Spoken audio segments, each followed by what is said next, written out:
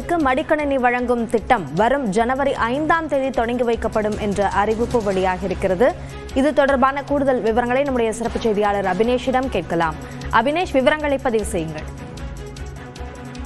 கல்லூரி மாணவர்களுக்கான மடிக்கணினி வழங்கக்கூடிய திட்டத்தை முதலமைச்சர் மு.க.ஸ்டாலின் வரும் ஜனவரி மாதம் 5ஆம் தேதி சென்னை நந்தம்பாக்கத்தில் உள்ள சென்னை வர்த்தக மையத்தில் தொடங்கி வைக்கிறார்.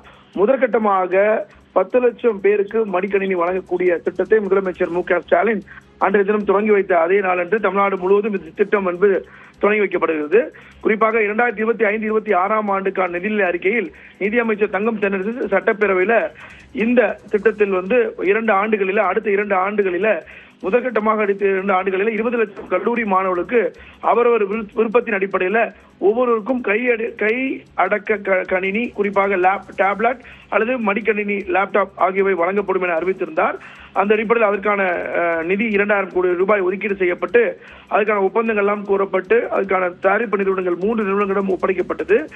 அந்த பணிகளால் நிறைவு பெற்று அந்த திட்டம் என்பது வரக்கூடிய ஜனவரி மாதம் 5ஆம் தேதி முதலமைச்சர் மு.க.ஸ்டாலின் சென்னையில் தொடங்கி வைக்கிறார். அபிநயா, விரிவான விவரங்களுக்கு நன்றி அபினேஷ்.